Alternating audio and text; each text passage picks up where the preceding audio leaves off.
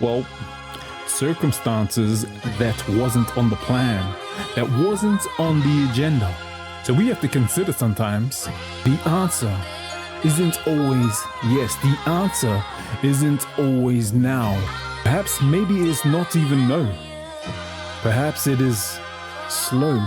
It is yes, but it is coming slow.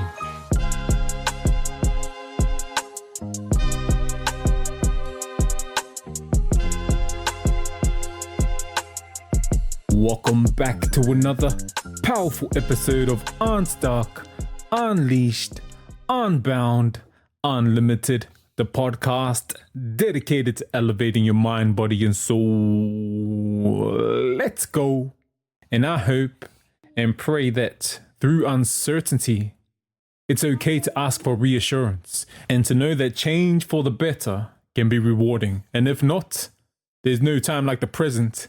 And if you haven't already, please take a couple of seconds to like, comment, subscribe, follow, review, share, as it really helps this podcast spread this message of love and light. And today we have an episode on impatience and stress, coping with the weight, patience versus initiative, and knowing the difference.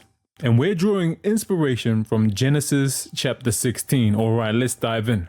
Starting at verses 1 to 6, and it reads, Now Sarai, Abram's wife, had not been able to bear children for him, but she had an Egyptian servant named Hagar. So Sarai said to Abram, The Lord has prevented me from having children. Go and sleep with my servant. Perhaps I can have children through her. And Abram agreed with Sarai's proposal. So Sarai, Abram's wife, took Hagar, the Egyptian servant, and gave her to Abram as a wife. This happened 10 years after Abram had settled into the land of Canaan. So Abram had sexual relations with Hagar, and she became pregnant. But when Hagar knew she was pregnant, she began to treat her mistress Sarai with contempt. Then Sarai said to Abram, This is all your fault. I put my servant into your arms, but now that she's pregnant, she treats me with contempt. The Lord will show who's wrong, you or me. And Abram replied, Look, she is your servant, so deal with her as you see fit. Then Sarai treated Hagar so harshly that she finally ran away. All right, so let's pull this apart. So in somewhat Sarai's impatience with God's promise, it led her to take matters into her own hands, getting her servant Hagar. Hey, here you go, Abram. Maybe we can do it this way. So there was consequences of this impatience, as we see that this decision, it caused strife. How it's said that Hagar started to treat Sarai with contempt. So we have a conundrum here, a situation whether we wait, and we have been waiting, or do we take matters into our own hands? And now while Sarai in this toxic environment, I guess, with her now frenemy, we see now she starts to put the blame on Abram, saying, hey, we should have waited. Because this is all your fault. You should be controlling your woman, your new woman that I just gave you, so she doesn't mock me, because I'm still trying to have a baby. but unlucky anyway. And Abram, he's like, hey, I'm just doing as I'm told. I'm just doing as I'm told. You gave me that pretty young thing. Anyways, so let's connect this to ourselves. Many times in life, we can grow impatient, especially when we don't see the immediate results. But in this case, when it has been years, it is easy to lose sight. It is easy to lose track. Then it is easy for us to start to doubt those seeds planted in. Those questions going up in our mind. Is this what I really signed up for? Is this the reason why I'm out in the wilderness? Is this the reason why I left Is this the reason why I started this new job, this new relationship, these new habits came to this new church? I thought I was led in the right direction. I felt prompted, but I'm not quite seeing the results that I thought was best for me. Then when we start to desire those immediate results can lead to shortcuts, making rash decisions. Maybe sometimes we think we know better. Maybe even jump to conclusions at times. Jump the gun instead of trusting the process. The plan that was laid out before me. We jump one to another. So we don't see those results because we're not in the grind long enough. Starting things and leaving so many things unfinished. That could be a relationship. Not patient in the wait. Now you may have missed an opportunity on a great blessing of a great marriage. And it's the same when we act prematurely, out of order. Those rash decisions create a whole new time realm, a whole new pathway, leading to unforeseen circumstances. Well, circumstances that wasn't on the plan, that wasn't on the agenda. So we have to consider sometimes the answer isn't always yes. The answer isn't always now. Perhaps maybe it's not even no. Perhaps it is slow. It is yes, but it is coming slow. No, but not yet. It will come if we are patient, if we wait. So let's trust in the wait of this delay as the larger plan for us starts to unfold. Which brings us to segment 1, impatience and stress. Now this is hand in hand, as we see that studies show that impatience can lead to stress. And that affects both your mental and your physical health. Think of when you're out on the road. People so impatient, road raging. Yeah, you know those bloody ute drivers just driving at the back, tail going.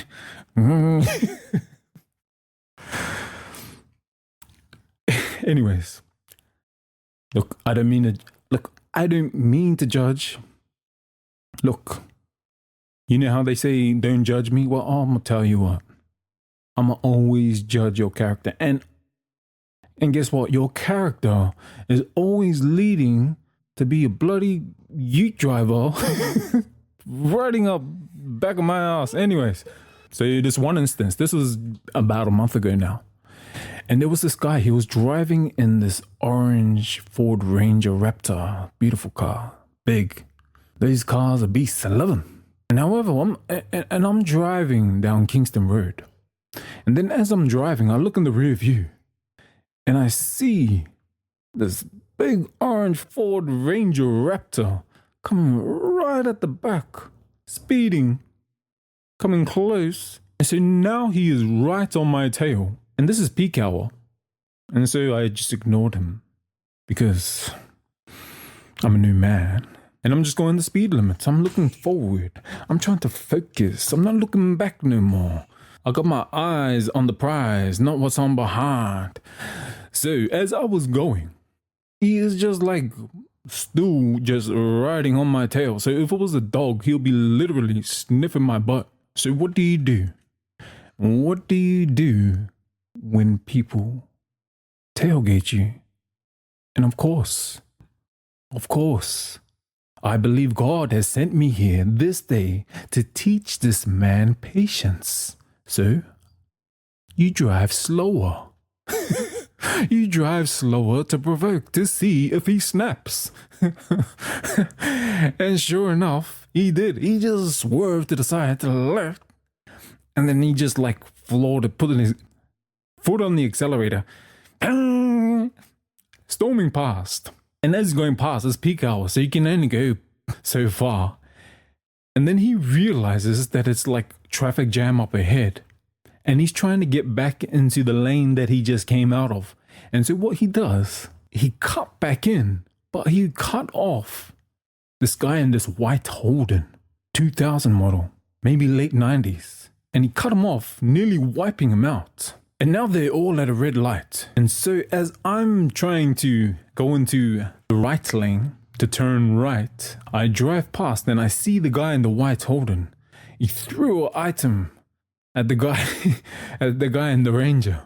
Now the Raptor guy, he's acting like he's a victim.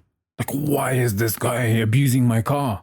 Let's call him Commie, the white Commodore driver, early 2000 model, 90s, late 90s. He gets out of the car and he tries to fight him. As I'm turning right, I'm switching lanes and I'm driving past and I'm seeing this all unfold. Since Raptor guy was being a dick, I've caught some of that bad energy. So I'm looking at old Commie guy. He's getting out of his car and I'm driving past like, yeah, get him.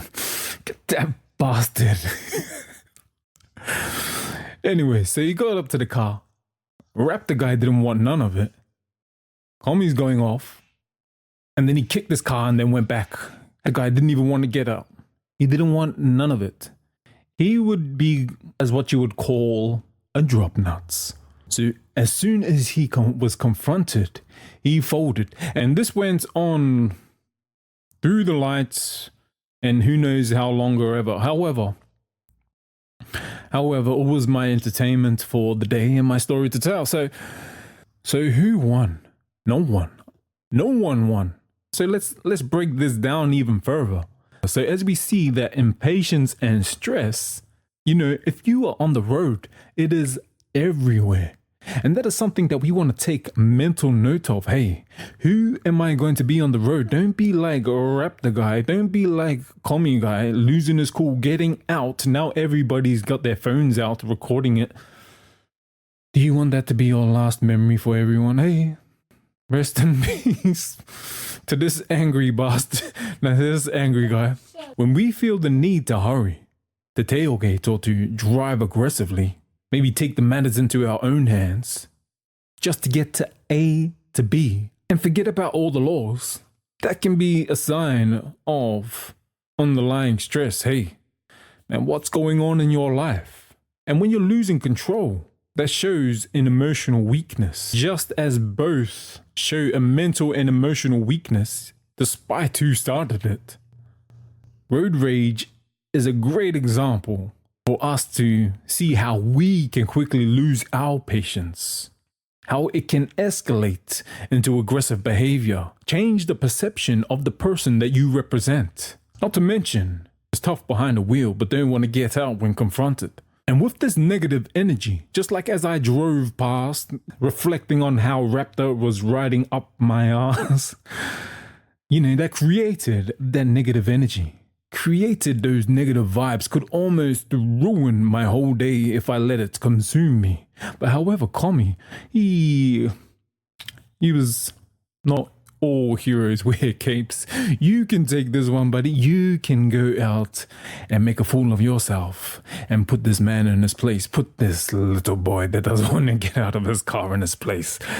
So, and not to mention, impatient drivers usually lead to impatient people outside, meaning you probably beat your wife, probably beat your kids, probably react on every little offense because you're emotionally weak.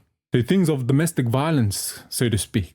Too much hate and bitterness in your heart. Just like how Sarai and Hagar in that toxic relationship, going back and forth. Now Abram caught in the middle. Hey, getting the blame. Hey, this is your servant. You told me, I'm just trying to keep the peace. Happy wife, happy life. You put me in this circumstance. Don't play those games with me. Because I don't play. Anyways, as we see, impatience can lead to so many causes of destruction, whether family, mental, emotional, or physical.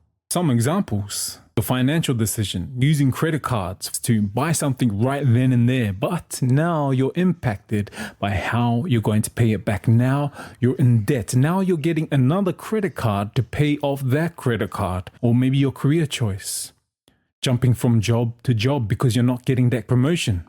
Now you're not getting enough experience. Now when you go for new jobs, Your resume doesn't look too great. All your health and fitness, those fad diets, those quick weight loss pills.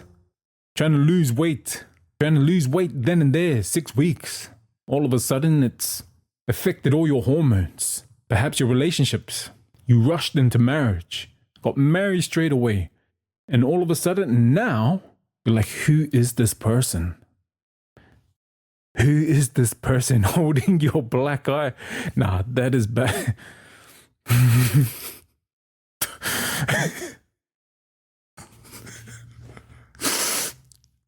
Anyways, just like communication. Expecting you text someone and you want a reply then and there. You want it back. Now, what happens when you expect that?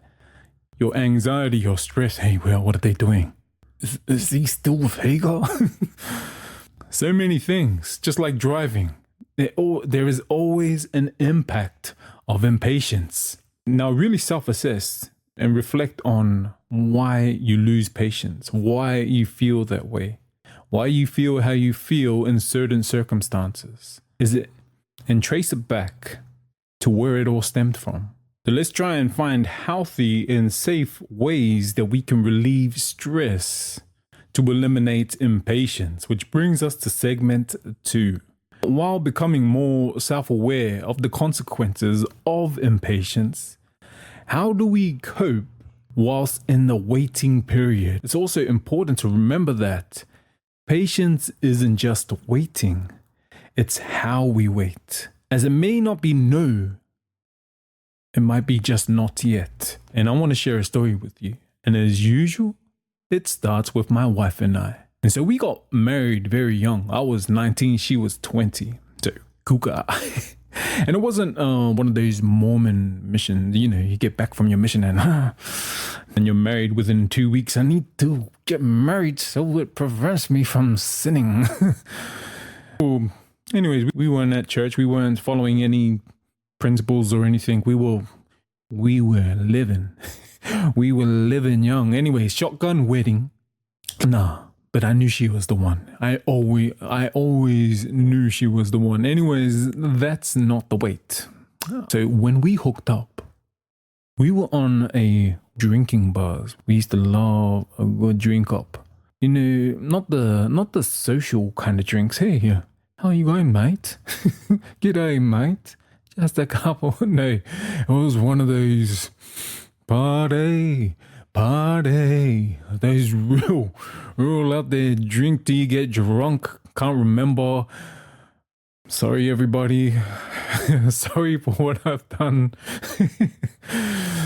But so I lived like that for years. So upon getting married, she eased down because we're having kids.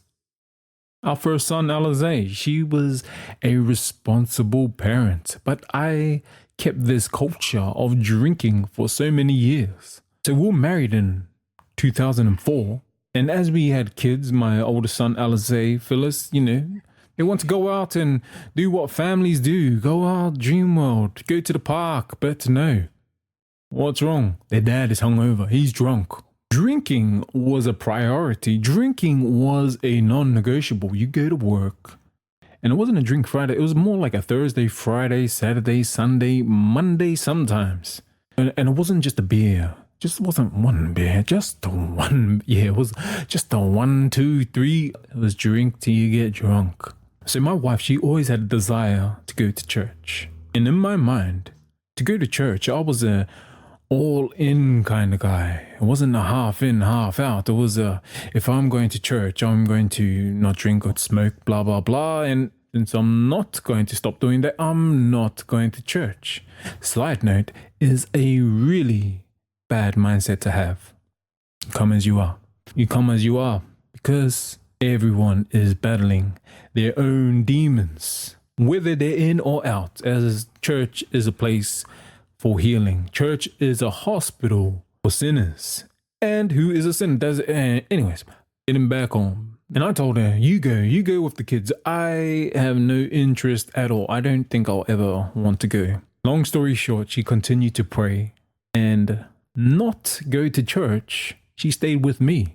But in 2011, so we were married 2004, drinking all the time, kids growing up, Can't take them out all the time because I'm hungover. Now, 2011, I started my fitness journey, which led me to cut down on my drinking. I had another buzz. I had another passion. I had another non-negotiable. And it was no longer that drinking buzz. It was the gains buzz. I was addicted to it. I loved it. And this led to slowly cutting out my smoking also. And the kids, they started to go to church with my sister Moretta. And my wife, she still stayed at home with me. So she's a real one. She's a ride or die. We go to heaven or hell. We're going through it all, going through the whole journey together. So as she waited, because she wanted to go together. Now the kids, they had this, what they call primary presentation. It's like a white Sunday where the kids, they run the church. Anyways, we went there and it was beautiful. It was an eye-opener. And I wanted my kids to experience this joy all the time. So 2015, I started to attend church. Did I stop drinking? No.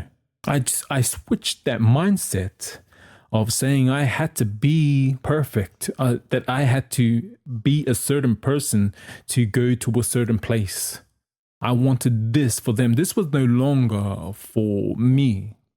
This was a change because I wanted it for my children. But I still drank, but I took them to church. As we see, small steps were better than no steps. 2016, I committed to the Lord. And so my wife had been in that waiting period from, let's say, 2005 all the way to 2016, 2015. So 10 years in that waiting period. In 2016, with my beautiful wife and I, along with my kids, we were sealed in the Brisbane LDS temple for all time and eternity. And this was all in God's timing. Reason why I say it was all in God's timing, because I had to go through certain things in my life. I had to experience some tough lessons to be able to help people in their journey of life, in the journey of change. And there's 3 things I want to touch on in coping with the weight is persistent faith. As my wife, she had those ongoing prayers and faith. Despite my resistance, despite me not wanting to go, she committed, she stayed. She stayed through the ups and the downs. Because she knew what she signed up for. She knew who I was when she met me. She knew that she wanted to grow together. So she waited in the grind, staying committed for the longer vision. She knew that we would reach this eventually. She had the faith that if she was to stay on this course, continually plant seeds, examples, send the kids, it'll all unfold. When you stay in faith through the grind, holding on to hope, that gives us that drive. Because when we hold on to hope, that can be the mindset to push you through discipline, dedication, and accountability, and to create a new responsibility. That mindset, if lost, if all hope is lost, that is when you can lose hope in the weight. And number 2, those small changes. Just like my gradual shift from not drinking, smoking, led to more time with the family, led to being able to go and see this beautiful joy that these kids loved inside the church, inside worshiping Jesus Christ, worshiping God, having an anchor in Jesus Christ. But there was a key in this, and that was fitness. As we see that fitness is the gateway to elevation. It is the gateway to improvement of your mind, body, and soul. Not just your body, your mind and soul. So if you want to change someone, you change their health. You change their fitness, and their mind will change. And when their mind changes, that'll lead to something more fulfilling for their soul. How can we link all this together? I'm not saying that if you look at a jacked person, that they are going to be spiritual, emotionally equipped, because what I'm saying They have disciplines. They create so many characteristics. And when you truly on that buzz of trying to better yourself, not just physically, you'll start to see that you want that wellness for yourself. You want that mental wellness. You want that mental clarity. And when you get that, you'll say, wow, I am in total control. But you may not be in total control because after you've done all your emotional, mental, intellectual things to broaden your mind, you'll need that spiritual. You'll need that hit of soul to connect it and combine it all together. Move the body, because where the body goes, the mind has no choice to follow, as what's imprinted in your mind will plant those seeds, and those seeds in your heart and in your soul, all through those small and simple steps, starting with fitness and timing. Timing is all part of the waiting period. All good things come to those who wait. As they say, patience is a virtue. And through the grind, through the journey, through the wait, there are so many lessons that you will learn through life. And when you learn these lessons, you can apply it and help others along the way. It's going to be tough. It's going to be rough. It's going to be up and down. But you'll be able to gain wisdom when you learn from it. When you learn from it, you'll be able to help and say, hey, don't go there. Don't go that way. I've been there before. There's nothing out there. Wickedness was never happiness, as they say. There's nothing out there. Trust me. Sometimes we don't listen, and we'll have to find out the hard way. But hey, that's life. That's the journey of the struggle and the beauty of the wait, which brings us to segment 3, impatience versus initiative. Let's know the difference. So taking the initiative, that means acting on your own accord. Start something without being told. So on another perspective of Sarai, maybe she was taking the initiative. Maybe she wasn't impatient at all.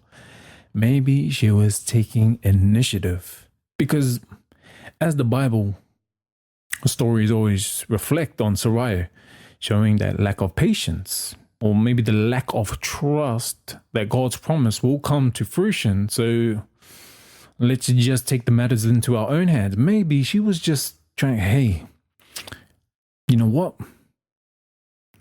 You know what? See that pretty young thing over there? You're going to give it to her.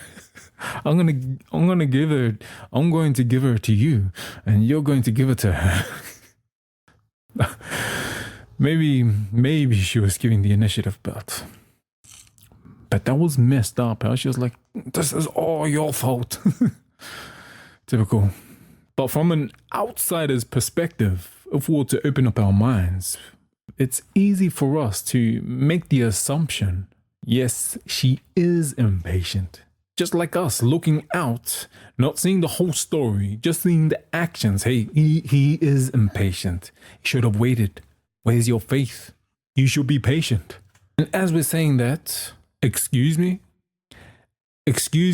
as you judge all these people that are impatient, you, the one that live in this instantaneous world, you that gets everything at the click of a button, Uber Eats, even knowledge, YouTube, university, entertainment, can't even wait in a restaurant because you're so used to fast food. Now you're agitated just waiting for your food. Where are they? Becoming restless. You can see them cooking. You've got an order number, but you're still complaining. Why don't you... How about you go take the initiative and go cook your own bloody eggs? Anyways, let's not be so quick to judge others, all right? Whereas their intentions may be truly for the best, but it wasn't quite right. Oh, you just missed the mark. I see what you were trying to do, but it's not what we're going for. But good on you. I know we've all been in that type of position before. You see a special, the latest phone. Yes, finally, gonna go get it. Then your friend says, hey, no, wait. We got a frenzy coming. Those click frenzies. Yeah, get it then. But you don't wait. You go get it. Now you can flaunt it. Look at everybody, I got the latest phone. Next week, that click frenzy comes on and it's half the price and you missed out. Now everybody's got it. Doesn't make it that special anymore. And you wasted your money because you didn't wait. In my journey of losing weight from 144 plus kgs all the way down, went to like 90 something. It's been so long. Anyways, I'm back up in the hundreds because I'm swole. Anyways, in my journey of losing weight, that was only achieved by action. Believing I wouldn't do nothing if I didn't apply action. Meaning I wanted to change. I believed I could change. But if I didn't do anything, I wouldn't change. And I didn't wait for someone to transform me, to just become. It doesn't work like that. It was a desire, a plan, application, and execute. Daily, consistently, daily. And I consistently dropped weight and gained muscle. Now, on another time that I've been impatient when I was trying to make weight for a powerlifting meet. And now, so this time I was 110 kgs on a Monday and I needed to drop 10 kgs by Friday. And that's not ideal. Definitely not ideal. And I don't suggest you try it. What I had to do was a water fast where you overload on water and then you stop drinking. You slow the amount, your intake, and what happens, your body thinks that you're continuously drinking, so you keep on peeing and you dehydrate your whole body. It's on low carb, low calories. And when you're prepping to be at your strongest, this is making you your weakest, so it is counterproductive. But you're gonna make weight, gonna make weigh-in, yay, and weak ass. And that's because I wasn't patient in dieting for months beforehand. So wanted to take a shortcut, fast track it, just eat like an idiot before and then eat nothing after. That doesn't benefit us. Just like in life, we can take that fast track, do absolutely nothing, live our life carefree. And then all of a sudden you want to fast track and you read 10 books in a day and trying to listen to all these podcasts to better yourself or eat vegetables all day.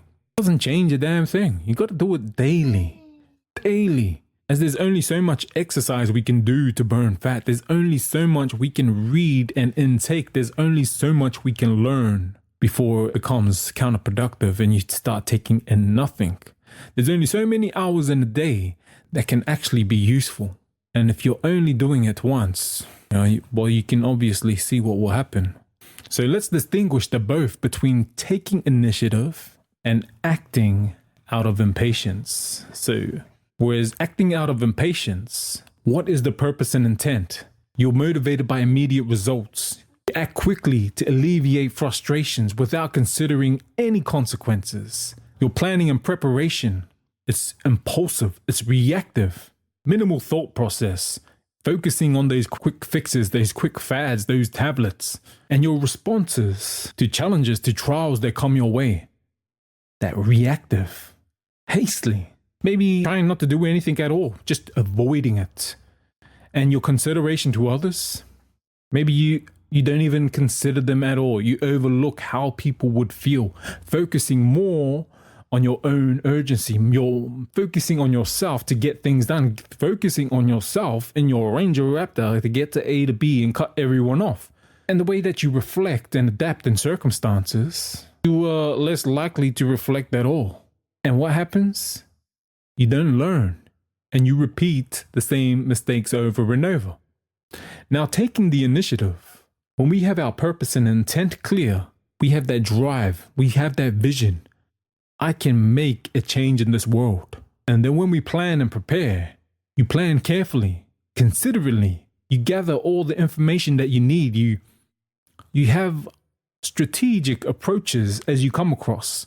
And the way you respond with wisdom, resilience, understanding to take the time, the gift of empathy to feel how others feel, especially with the consideration to others, that you will know that others will be building blocks, and the way that you'll be able to reflect on your journey, on your actions.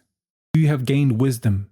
You are learning from your experiences, and you adapt to approach better ways of life and living. And thank you again for joining me thus far. And if this message has blessed you, helped you in any way, shape, or form, or may know anyone who may benefit, please like, comment, subscribe, follow, review, share, and tag me on Insta at IamAaron_AZ. That is AYZIE. To get this message of love and light out there.